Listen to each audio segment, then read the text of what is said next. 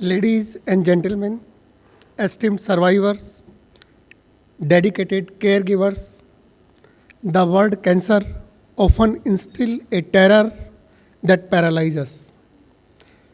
It whispers, how long do I have?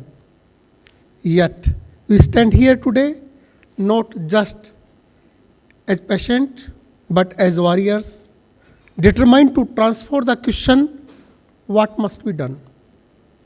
Let us remember the Hindi proverb, डर के आगे जीत है, जो डर गया सो मर गया. It is in this spirit that we explore the potential of India to empower both ourselves and the world in the battle against cancer. Our nation boasts world-class medical expertise, cutting-edge facilities, and a compassionate approach, all at a lower cost than many developed nations. India is not just a destination for treatment, but a beacon of hope, offering affordable access to life-saving care. Medical tourism is not only about economics, it creates a bridge of empathy where patients from distant lands find healing hands and supporting hearts on Indian soil. When the disease noticed by an individual or by the family, the first thing which comes in the mind, अब यहाँ से यात्रा कितनी बची है. Life is a journey from B to D. B stands for birth, D stands for death. जैसा सुबह हरविंदर जी ने कहा था कि ये इसका ना लाइफ का एक एक्सपायरी है. It's not a endless.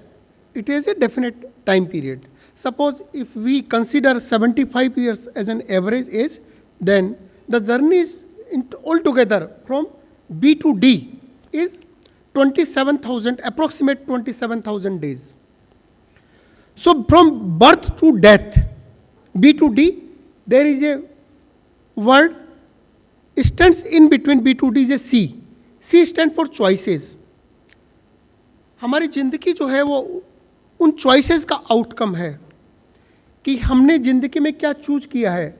हमने बीमारी से लड़ने के लिए ऑप्शन चूज किया है, हमने बीमारी के रहते हुए उसको चैलेंज करना का ऑप्शन चूज किया है, हमने खुश रहना चूज किया है, या बीमारी के सामने सरेंडर करना चूज किया है. ये बहुत बड़ी इंपॉर्टेंट चीज़ है. देखिए, being a pharmaceutical representing A company, मैं आपको इतना कह सकता हूँ कि बीमारी उतना नहीं मारती है जितना उसका थॉट किल करता है. जैसा ख्याल वैसा हाल. हमारे बॉडी में साइकोसोमेटिक रिएक्शंस वैसे होते हैं, हमारी बॉडी वैसे ही बिहेव करती है जैसा हमारा थॉट प्रोसेस है, क्योंकि thought process belief system create करता है. थॉट प्रोसेस हमारे बॉडी के बिहेवियर को कंट्रोल करता है, थॉट प्रोसेस एक्शन डिलीवर करता है. सो मेरी आप सभी से रिक्वेस्ट है कि हमारे शरीर में सिकनेस हो सकती है, हमारे थॉट में सिकनेस नहीं होनी चाहिए, क्योंकि बीमारी से ज़्यादा थॉट किल करता है, ज़्यादा स्पीड से किल करता है. देखिए, मैं आपको एक चीज़ बताऊं, लाइफ में कष्ट 4 ही प्रकार के हैं, बाकी सारे कष्ट हमारे बनाए हुए हैं.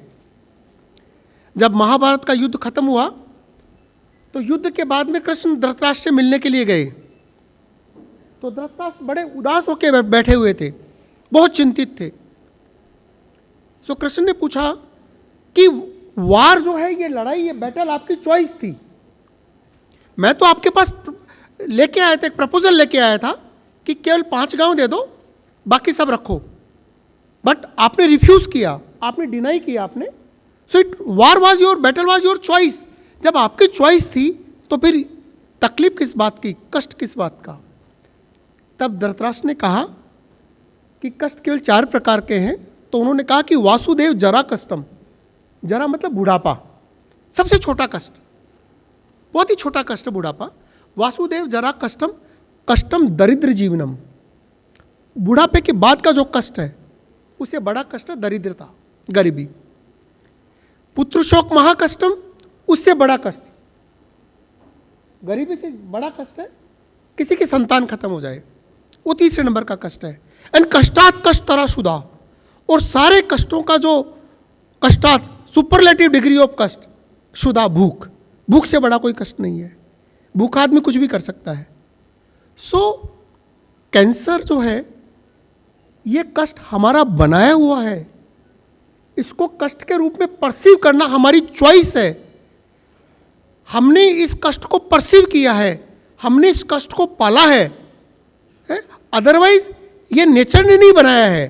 क्योंकि हमारी चॉइस अगर उसको कष्ट के रूप में कंसीडर करने की है तो डेफिनेटली एक कष्ट है। लेकिन अगर ये हमारी चॉइस ही नहीं है, या अगर हमारी चॉइस नहीं है कि हम इसको कंसीडर नहीं करेंगे, तो ये कष्ट नहीं है। देखिए जैसे ही फियर क्या है? Failure in enthusiasm. जो एंथुजियाज्म में जो हार्मोन्स है ना, जैसे ही फियर आया, जैसे ही हमारे दिमाग में फियर आया कि ओ कैंसर डिटेक्ट हो गया, हमारा एंथुजियाज्म फेल हो जाता है। फेल का मतलब उसका जनरेट ही नहीं होता है वो, क्योंकि एंथुजियाज्म को जनरेट करने वाले जो हार्मोन है उसको डोज कहते हैं, dose, DOSE। D stands for dopamine, जो हमको मोटिवेट करता है, हमको करने के लिए इंस्पायर करता है कुछ करने के लिए। O stands for oxytocin, S stand for serotonin, E stand for endorphin.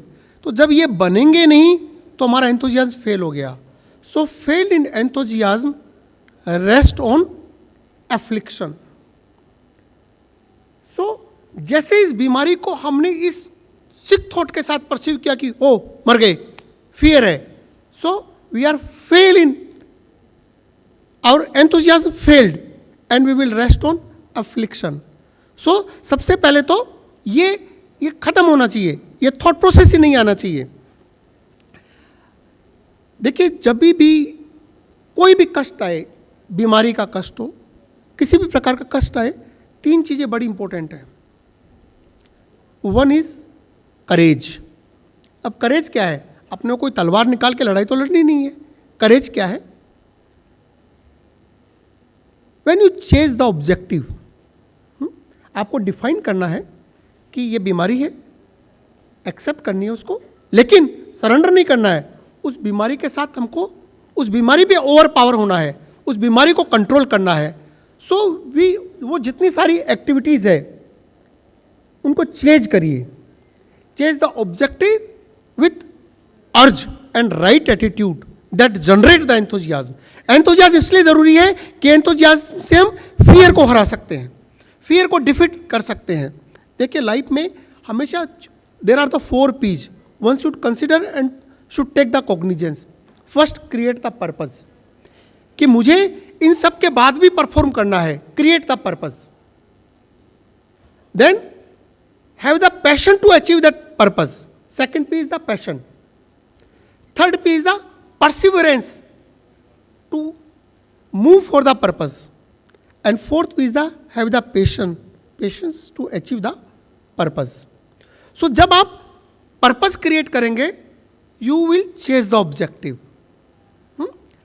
Another important thing is the trust. आप विश्वास कीजिए इस चीज पे कि मैं इस बीमारी को हराऊंगा, मैं इस बीमारी पे मुझे ओवर पावर करना है, मुझे जीतना है। ये ट्रस्ट पैदा कीजिए और विश्वास कीजिए इस चीज पे। आप रोज सुबह उठिए, ये कहिए कि बीमारी मेरे करेज के आगे, ये बीमारी मेरे एंथुजियाज्म से आगे, ये बीमारी मेरे करेज के आगे कुछ भी नहीं है, मेरा करेज बहुत बड़ा है। So trust means thoroughly reliable, TRUST, thoroughly reliable upon synergy in thoughts। उस थॉट्स पे रिलाई कीजिए, आप उन थॉट्स पे रिलाई कीजिए। हैव द पॉजिटिव थॉट्स कि बीमारी कहीं मेरे सामने कहीं नहीं टिकेगी। And another thing is the commitment to win that disease, commitment for to develop the winning attitude, commitment always live with the positivity. देखिए एवरीथिंग फिनिश, लाइफ में याद रखिएगा, everything finish but still hope remains. और वो जो hope है वो बड़ी गेम चेंजर होती है।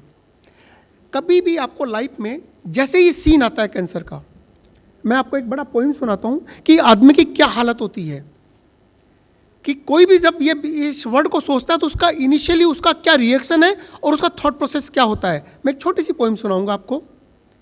वो आंधी चली कि नभ में, वो आंधी चली कि नभ में छा गया सहसा अंधेरा।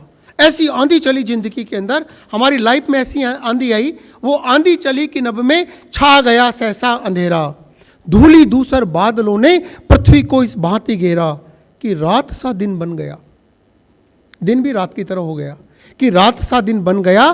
फिर रात आई और काली, फिर रात तो काली होनी थी, रात सा दिन बन गया। फिर रात आई और काली, लग रहा था इस निशा का फिर ना होगा कभी सवेरा। कि लग रहा था लाइफ एंड्स एवरीथिंग फिनिश, ऐसा लग रहा था कि इस निशा का फिर ना होगा कभी सवेरा। किंतु प्राची की दिशा से, प्राची मतलब पूर्व से, हल्की सी रोशनी आई, हमने उस एंथुजियाज्म को जनरेट किया, होप क्रिएट हुई। किंतु प्राची की दिशा से मोहनी मुस्कान फिर नीड का निर्माण फिर है। जैसे पक्षी जो है उसका घोंसला बिखर जाता है, वो सारी होप्स खत्म हो जाती है, लेकिन जैसे ही एक सूर्य की किरण आती है, जिंदगी में एक होप आती है, हम वापस उस लड़ाई से लड़ने में, हमारा विनिंग एटीट्यूड क्रिएट करने में बहुत बड़ी हेल्प मिलती है। So commitment, commitment means internally create the oath. एक ओथ क्रिएट करो, that oath motivate you and ignite your thoughts, and that's ignited thoughts magnify the energy and newer talent inside comes। और वो जो energy है, वो energy आपको इस लड़ाई से लड़ने में एक होप क्रिएट करेगी। साइकोसोमेटिक आप में ऐसे चेंजेस आएंगे कि आपको लगेगा कि कुछ नहीं है बीमारी, मेरा करेज जो है, मेरा कन्विक्शन जो है, मेरा कमिटमेंट जो है, मेरा ट्रस्ट है, वो काफ़ी बड़ा है। सो I will say in the last that to the patient, remember those who stands by you, draw strength from their love, fight on. To the care givers, your sacrifice and resilience are the light in this battle. We salute you. To the families, understand the power of coordinated care. Every act of support get us closer to victory. To the policymakers and medical community, let's make India the epicenter of cancer care and innovation, accessible to all. As we embark on this journey, let's the word never give up echoes in our hearts, a testament to the indomitable Indian spirit. The fight against cancer is not just about survival, it's about proving that our adversity will create a future where hope always has a home. Thank you very much.